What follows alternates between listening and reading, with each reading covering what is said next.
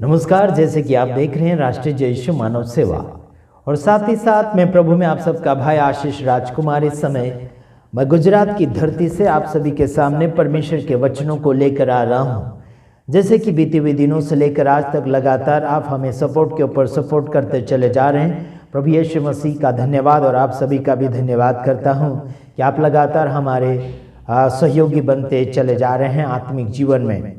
प्रभु के नाम की स्तुति और महिमा तारीफ करते हुए आपको हम आगे की ओर बढ़ाते चले जाते हैं। आज हम आपके सामने भजन संहिता उसका 70 अध्याय पूरा पढ़कर सुनाना चाहेंगे। उसमें जो समझ में आता है उस बात को मद्देनजर रखते हुए आपके सामने हम पेश करने के लिए कोशिश करेंगे।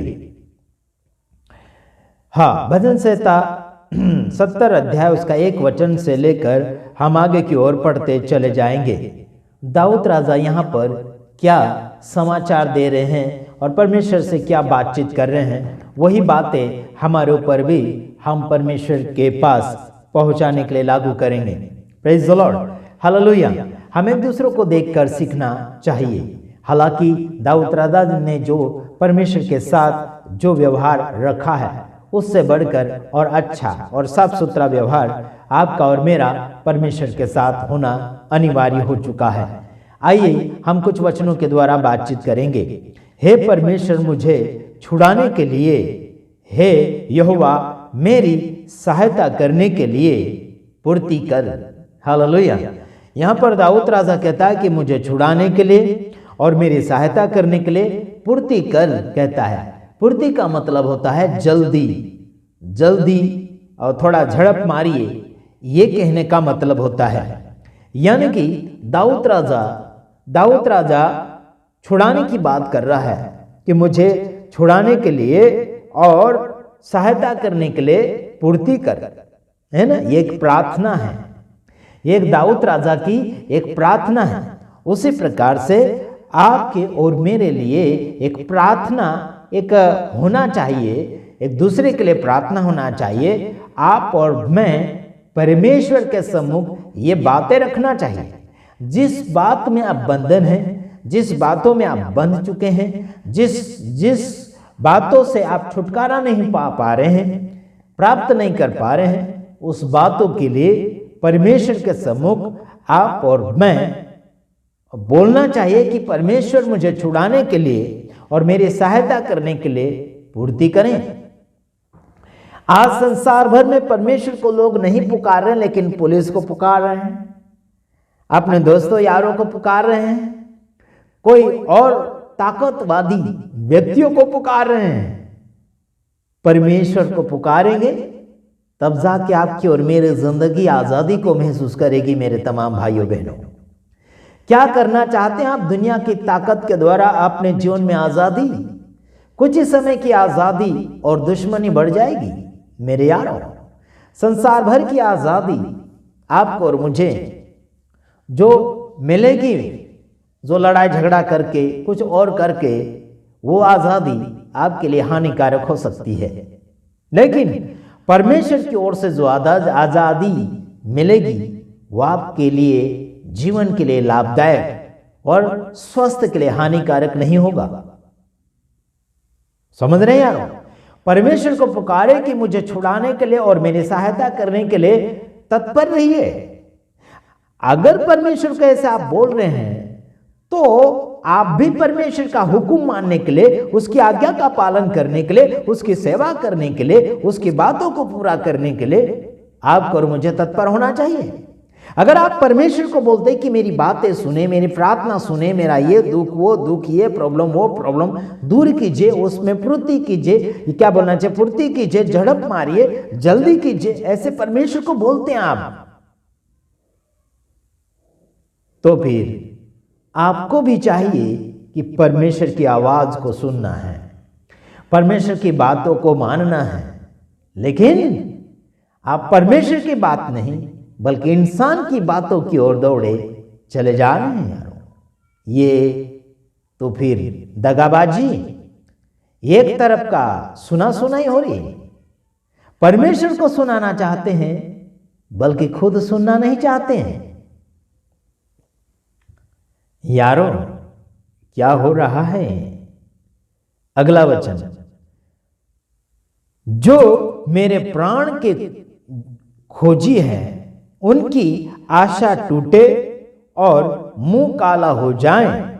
जो मेरी हानि से प्रसन्न होते हैं वे पीछे हटाए और अपमानित किए जाएं। ये ऐसा दाऊद राजा कहता है।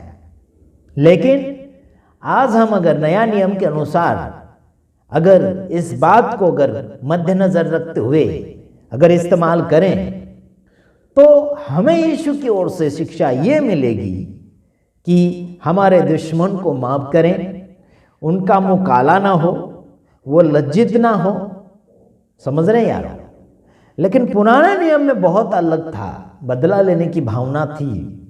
लेकिन मैं आपको समझाना चाहता हूं, आज हम नया नियम के विश्वासी हैं, प्रभु यीशु मसीह के फॉलोअर्स हैं, प्रभु यीशु मसीह के नाम में आगे बढ़ते हैं, तो हम इस वचन को पढ़ तो चुके हैं, लेकिन जैसा लिखा है वैसा हम नहीं चाहते हैं।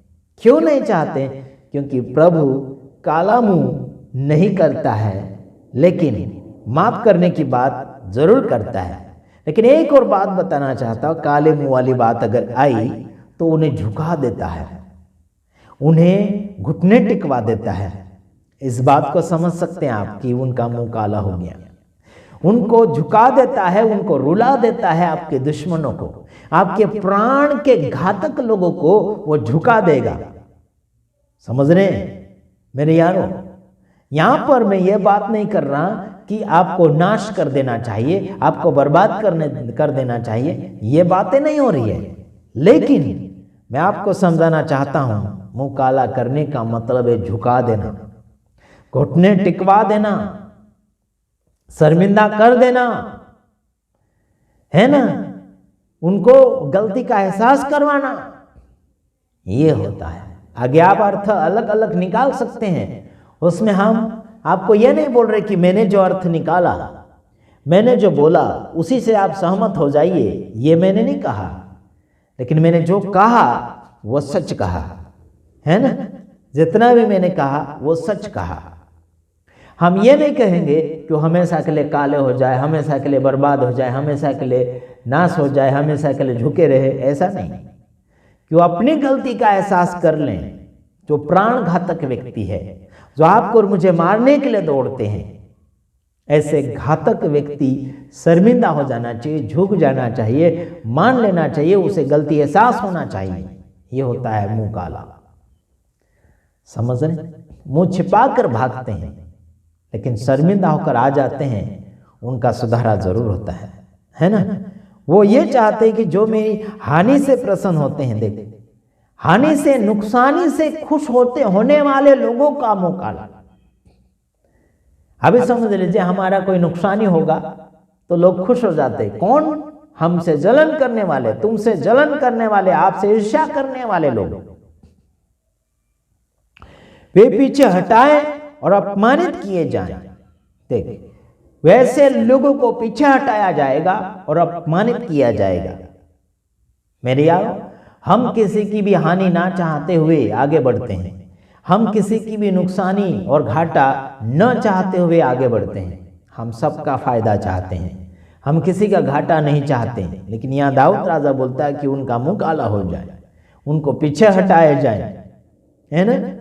और वो हमारा अगर घाटा होता तो वो प्रसन्न होते हैं। वही व्यक्ति जो ऐसे प्राण घातक व्यक्ति है, और क्या बोलना चाहिए कि ये व्यक्ति आपका घाटा होने से खुश होता है, वो व्यक्ति परमेश्वर से जुड़ा हुआ नहीं है यार। समझ में आता है आपको? वो परमेश्वर से जुड़ा हुआ बिल्कुल नहीं है। आगे हम पढ़ना चाहेंगे। हाँ, 3रा वचन, जो कहते हैं आ, है ना, है ना। फिर आगे, वे अपनी लज्जा के मारे उल्टे फिर जाए, है ना। वो कहते हैं आ कहते हैं, लेकिन अपनी लज्जा के कारण उल्टा फिर जाते हैं, है ना। अपनी लज्जा के कारण उल्टा घूम जाते हैं, उल्टा फिर जाते हैं, उल्टा करने लग जाते हैं। समझ रहे हैं यार? आइए आगे और पढ़ता हूं। चौथा वचन, जितने तुझे ढूंढते हैं वे सब तेरे कारण हर्षित और आनंदित हो, और जो तेरा उद्धार चाहते हैं वे निरंतर कहते रहें परमेश्वर की बढ़ाई हो। Praise the Lord. है ना? उद्धार किसी का हो जाए ऐसे चाहने वाले लोग वो क्या करते हैं? परमेश्वर की बढ़ाई करते रहते हैं। है ना? परमेश्वर की बढ़ाई करते रहते हैं। लेकिन हानि चाहने वाले लोग उद्धार भी नहीं होना देना चाहते हैं। है ना? और परमेश्वर का भी धन्यवाद नहीं करना चाहते हैं। मुझे भी यही करना चाहिए जो परमेश्वर चाहता है। हम खुद अपनी गलतियों को, खुद अपने प्रॉब्लम को सुलझा नहीं सकते। बांटना चाहिए परमेश्वर के साथ। बोलना चाहिए अपने सहयोगी को। सहयोगी के अंदर भी भूख और प्यास होना चाहिए अपने सहयोग मांगने वाले के लिए। समझ रहे? बहानाबाजी करने की आवश्यकता नहीं यारो। बहाना करते हैं, मेरा ये हो गया, वो हो गया, फलाना हो गया, ढेकना हो गया, बहुत सारे बहाने निकल कर चले आते हैं लोगों के बहाने। बहाना करने वालों के बहाने आते चले जाएंगे, लेकिन ना बहाना करने वाले के बहाने कभी नहीं आएंगे। परमेश्वर को अपना सहायक बोलने वाले व्यक्ति जरूर जीतेगा। और परमेश्वर को अपना काम पूरा करने के लिए वह सौंपता है, और खुद को छुटकारे की बात परमेश्वर को मदद मांगते हैं, वो आदमी आज़ादी को महसूस करता है यारो। तो समझ लीजिए, मैंने आपके लिए पढ़ा है सहायता के लिए प्रार्थना, हेडिंग पढ़ा, प्रधान बजाने वाले के लिए दाऊद का भजन स्मरण कराने के लिए। देखो, दाऊद का भजन मेरे यारों याद करवाने के लिए हैं, जो परमेश्वर से सहायता मांगते हैं, जो परमेश्वर का भजन गाते हैं, जो परमेश्वर की आराधना स्तुति करते हैं। उन सभी को यह कहना चाहता हूं कि परमेश्वर से सहायक मांगिए। आपके दुश्मन लज्जित हो जाएंगे, आपके दुश्मन झुक जाएंगे, आपको वो प्रणाम करेंगे, आपको गले मिलेंगे और आगे की ओर बढ़ते चले जाएंगे। आशा करता हूं कि आप समझदारी को अपने जीवन में जरूर लेंगे। और समझदारी अगर इंसान के जीवन में है, वह समझदारी इंसान को सक्सेसफुल की ओर लेते चले जाती है। God bless you. मैं आशा करता हूं दूसरे वीडियो तक आप आशा यानी कि इंतजार करेंगे। नमस्कार। आमीन।